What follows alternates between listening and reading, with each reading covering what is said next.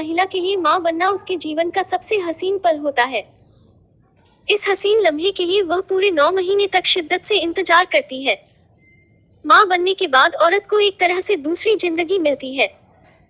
लेकिन corona virus ने इस पल को भी प्रभावित किया है। ब्रिटेन के चेशायर काउंटी थॉटनली मूरे क्षेत्र में एक अनोखा मामला सामने आया है।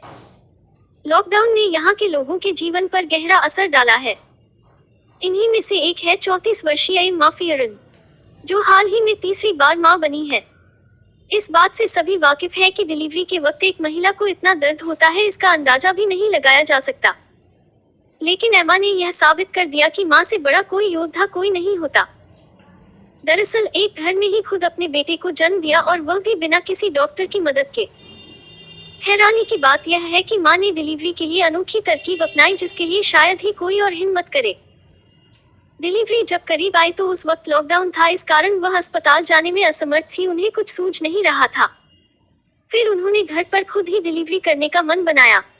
इसके लिए एम्मा घर में मौजूद कुछ सामान का सहारा लिया। उन्होंने दर्द कम करने के लिए हिप्नोबर्थिंग तकनीक को इस्तेमाल करते हुए गैस और हवा का कश लिया, जिससे उन्हें दर्द कम हो। एम्मा की डिलीवरी में दिक्कत इसलिए भी आ रही थी क्योंकि उनका बेटा एटिकस जेम्स का वजन 5 किलोग्राम था। लेकिन एम्मा ने हिम्मत नहीं हारी और 2.5 घंटे तक वह बच्चे को बाहर आने के लिए लगातार पुश करती रही। उनकी मेहनत रंग लाई और एटिकस का जन्म हुआ। हैरानी की बात तो यह रही कि इसके बाद एम्मा को टांके लगाने की भी नौबत नहीं आई।